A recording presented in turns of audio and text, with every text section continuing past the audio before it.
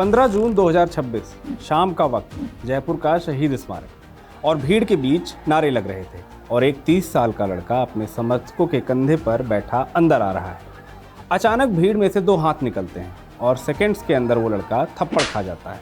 कैमरे ऑन थे, mobile on थे और अगले 1 घंटे में ये वीडियो पूरे भारत में वायरल हो जाता है। नाम अभिजीत दीपके, पहचान कॉकरोच जनता पार्टी के फाउंडर। लेकिन ये थप्पड़ कोई पहला थप्पड़ नहीं है जिसने रातों रात इस तरह का सेंसेशन क्रिएट किया हो। इंडिया की पॉलिटिक्स में थप्पड़ों, पत्थरों, लाठियों और चाकुओं की एक बड़ी और बहुत इंटरेस्टिंग हिस्ट्री है और हर बार जब किसी नेता पर पब्लिकली हमला हुआ है उसके बाद उसकी सियासत में कुछ ना कुछ बड़ा बदला है। यही है हिस्ट्री रिपीट्स।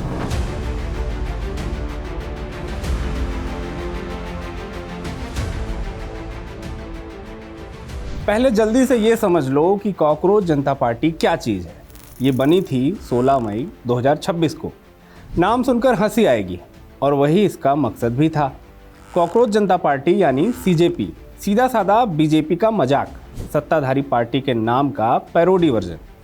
इसके पीछे हैं अभिजीत दीपके, 30 साल के, मूलतः महाराष्ट्र के छत्रपति संभाजी नगर से। पुणे से जर्नलिज्म में ग्रेजुएशन किया है और बोस्टन यूनिवर्सिटी से पब्लिक रिलेशंस में मास्टर कर रहे थे। और ये सब शुरू हुआ चीफ जस्टिस ऑफ इंडिया के एक कमेंट से। हालांकि सीजेआई ने अपने कमेंट पर क्लैरिफिकेशन दे दिया था, लेकिन अभिजीत दीपके नहीं रुके। दिलचस्प बात यह है कि दीपके 2020 से 2022-23 तक आम आदमी पार्टी की सोशल मीडिया टीम के साथ वॉलंटियर के तौर पर जुड़े रहे थे, यानी मीम्स और वायरल कंटेंट बनाने का गेम उनको पहले से आता था। अब सवाल ये है कि पार्टी का मोटिव क्या है। तो देखिए, मोटिव तो था सीजेआई के कमेंट पर सटायर करते हुए अपना गुस्सा दिखाना, लेकिन इंस्टाग्राम पर मैसिव रिस्पांस मिलने के बाद ही इसके मोटिव और डेवलप हुए और अभिजीत दीपके ने नीट यूजी 2026 पेपर लीक मामले पर प्रोटेस्ट करने का ऐलान किया और शिक्षा मंत्री धर्मेंद्र प्रधान का इस्तीफा मांग लिया। 3 जून 2026 को सीजेपी की दिल्ली के कॉन्स्टिट्यूशन क्लब में पहली प्रेस कॉन्फ्रेंस हुई। 6 जून को पार्टी के फाउंडर अभिजीत दीपके अमेरिका से भारत आए और सीधा दिल्ली के जंतर मंतर पहुंचे। दिल्ली में बड़ा प्रोटेस्ट हुआ, फिर पुणे, लखनऊ, एक के बाद एक शहरों में प्रोटेस्ट फैलते गए। 15 जून को सोमवार के दिन दीपके जयपुर पहुंचे। समर्थक उन्हें कंधों पर उठाकर शहीद स्मारक की तरफ ले जा रहे थे। तभी भीड़ में घुसे 2 अनजान लड़कों ने उन पर थप्पड़ों की बारिश कर दी। कुछ सेकंड के अंदर मौके पर मौजूद समर्थकों ने हमलावरों को पकड़ लिया और उनकी जमकर पिटाई कर दी।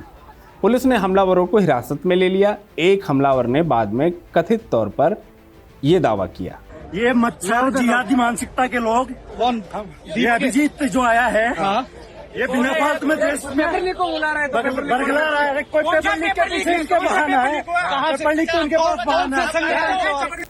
दीपके ने हार नहीं मानी, मंच से सीधा बोले, कायर ही हिंसा का सहारा लेते हैं, हम हिंसा का जवाब हिंसा से नहीं देंगे। और फिर बड़ा ऐलान किया, 20 जून को दिल्ली चलो। देश भर के युवा दिल्ली कूच करेंगे और जब तक धर्मेंद्र प्रधान इस्तीफा नहीं देते पीछे नहीं हटेंगे। तो भाई, एक डिजिटल मीम पार्टी का फाउंडर पब्लिकली थप्पड़ खाता है और उसके बाद एक और बड़ा प्रोटेस्ट अनाउंस करता है। ये पैटर्न सुने हुए लग रहे होंगे और इन किस्सों के लिए थोड़ा पीछे चलना होगा। फिर चाहे जेपी की पीठ पर पड़ी वो लाठी हो या जगन मोहन रेड्डी की बाह में मारा गया चाकू, सब पर बात होगी। लेकिन उसके पहले बताता हूँ कि इस तरह के इंसिडेंट के बाद जो सिंपैथी वेव आती है वो क्यों आती है। इसके पीछे कई जाने माने साइकोलॉजिकल और सोशोलॉजिकल थ्योरीज काम करती हैं। पहला, just word hypothesis. Psychologist Melvin learner ने 1960 के दशक में बताया था कि इंसान का दिमाग मानना चाहता है कि दुनिया फेयर है, अच्छों का अच्छा और बुरों का बुरा होता है। जब हम किसी पर सरेआम बिना वजह हमला होते हुए देखते हैं तो हमारा दिमाग एक अन्याय महसूस करता है और उस अन्याय को बैलेंस करने के लिए हम पीड़ित की तरफ झुक जाते हैं, चाहे उससे पहले हमारी उस इंसान की पॉलिटिक्स से कोई सहानुभूति ना रही हो। दूसरा, hello effect. Psychologist Edward Thorndike का पुराना कॉन्सेप्ट है कि एक पॉजिटिव या नेगेटिव गुण पूरी पर्सनैलिटी को लेकर हमारी राय को रंग देता है। विक्टिम बनना एक ऐसा ही हेलो बना देता है। अचानक वो इंसान ईमानदार, बहादुर और सही लगने लगता है, चाहे उसकी असली पॉलिसी या विचारधारा पर कोई बहस अभी बाकी ही हो। तीसरा, पॉलिटिकल साइंस में इसे rally round the flag effect कहते हैं। जब किसी ग्रुप के लीडर पर बाहर से हमला होता है तो ग्रुप के बाकी मेंबर्स की पहचान वाला हिस्सा एक्टिवेट हो जाता है। लोग उस हमले को अपनी ही पहचान पर हमला मानने लगते हैं और लीडर के पीछे एकजुट हो जाते हैं। चौथा है निगेटिविटी बायस। हमारा दिमाग नेगेटिव हिंसक कंटेंट को पॉजिटिव कंटेंट से कहीं ज़्यादा गहराई से याद रखता है। इसीलिए एक थप्पड़ का 10 सेकंड का वीडियो हफ्तों की स्पीच से ज़्यादा व्यूज़, ज़्यादा शेयर और ज़्यादा याद रखा जाता है और अटेंशन ही पॉलिटिक्स की सबसे बड़ी करेंसी है। और पांचवा, थोड़ा मज़ेदार लेकिन सटीक, स्ट्राइसेंड इफेक्ट। कोई चीज़ छुपाने या किसी को डराकर शांत करने की कोशिश अक्सर उल्टा असर करती है। जिसे दबाने की कोशिश की गई थी वो और ज़्यादा बड़ा होकर सामने आता है। नीत्शे का एक मशहूर कोट है जो अब लगभग पॉलिटिकल क्लीशे बन गया है, जो तुम्हें मार नहीं पाता वो तुम्हें मजबूत बना देता है। इंडियन पॉलिटिक्स में ये लाइन हर थप्पड़ के बाद सच होती दिखती है। और एक छठा एंगल भी है जो हाल में काफ़ी चर्चा में रहा है।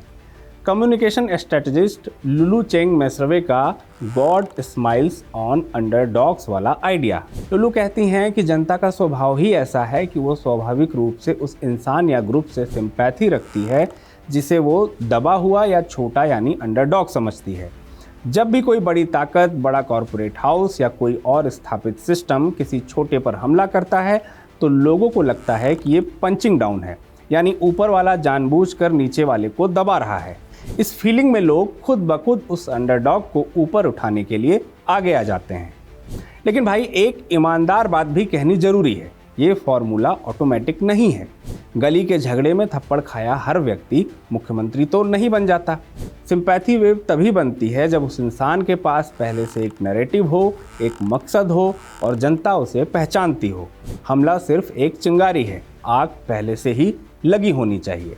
अब आते हैं इस तरह के पुराने पैटर्न पर, और पुराने पैटर्न के लिए थोड़ा और पीछे चलना होगा। और पीछे चलने के नाम पर आपको याद आएंगे केजरीवाल, लेकिन केजरीवाल की बात सबसे बाद में। सबसे पहले और पीछे ले चलते हैं 1974 में। 1974 में उस वक्त इंदिरा गांधी सत्ता के पीक पर थीं, लेकिन देश में महंगाई, बेरोजगारी और करप्शन चरम पर था। गुजरात से शुरू हुआ छात्रों का आंदोलन बिहार पहुंच चुका था और इस आंदोलन की कमान संभाली हुई थी 72 साल के एक बूढ़े शेर ने, जयप्रकाश नारायण, जिन्हें लोग प्यार से जेपी कहते थे। 4 नवंबर 1974 को पटना की सड़कों पर सैलाब उमड़ा था। जेपी संपूर्ण क्रांति का नारा लेकर विधानसभा घेरने निकले थे। सरकार बौखलाई हुई थी, पुलिस को ऑर्डर मिला लाठी चार्ज करो। पुलिस की लाठियां बेरहमी से बरसने लगी। इसी बीच पुलिस की एक टुकड़ी जेपी की तरफ बढ़ी। एक पुलिस वाले ने जेपी के सिर पर लाठी तान दी। उसी पल जनसंघ के नेता नानाजी देशमुख जेपी के ऊपर लेट गए। लाठी नानाजी को लगी, लेकिन जेपी भी जमीन पर गिर पड़े। 72 साल के स्वतंत्रता सेनानी को पुलिस द्वारा सड़क पर पीटे जाने की खबर ने पूरे देश में आग लगा दी। राष्ट्रकवि रामधारी सिंह दिनकर की वो कविता रातों रात देश का एंथम बन गई, सिंहासन खाली करो कि जनता आती है। नतीजा क्या हुआ? 4 नवंबर के उस लाठीचार्ज ने इंदिरा गांधी की सरकार की ताबूत में आखिरी कील ठोकने का काम किया। जो आंदोलन सिर्फ बिहार का था वो नेशनल बन गया। इस लाठी के जवाब में 1975 में इमरजेंसी लगी और 1977 में इतिहास में पहली बार केंद्र से कांग्रेस की सरकार उखाड़ कर फेंक दी गई। जेपी पर पड़ी लाठी ने देश की राजनीति का नक्शा ही बदल दिया।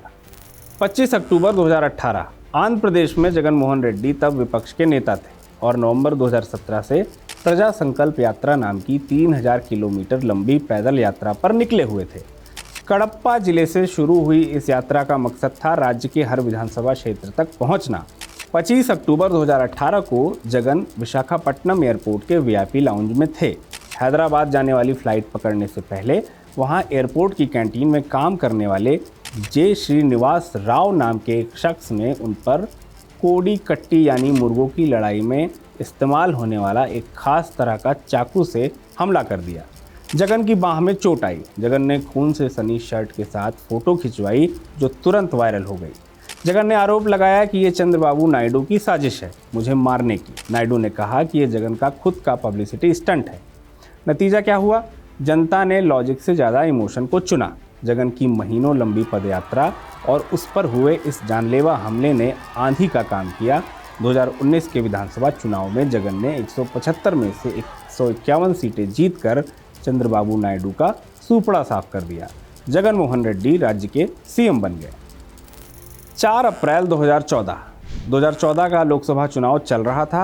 अरविंद केजरीवाल, जो सिर्फ साल भर पहले आम आदमी पार्टी बना चुके थे, दिल्ली के सुल्तानपुरी इलाके में रोड शो कर रहे थे। भीड़ में से एक ऑटो रिक्शा ड्राइवर उनकी गाड़ी के पास आया, पहले माला पहनाई और फिर अचानक थप्पड़ जड़ दिया।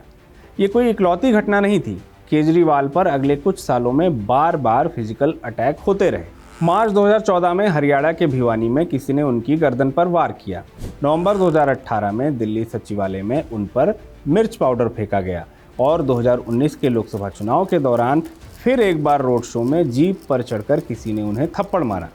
लेकिन 2014 वाली घटना सबसे ज़्यादा याद रखी जाती है, क्योंकि केजरीवाल बाद में खुद उस ऑटो ड्राइवर के घर गए, उससे बात की और सीधे माफ़ करने का जेस्चर दिखाया। इन सभी घटनाओं के बाद हर बार केजरीवाल का रिएक्शन एक जैसा होता था।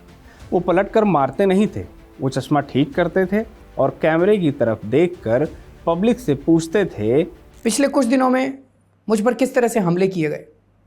इंक, अंडे, घूंसे, थप्पड़, हर तरह से मुझ पर हमले किए गए। पर मैं अपने ऊपर हमला करने वालों को दोष नहीं देता।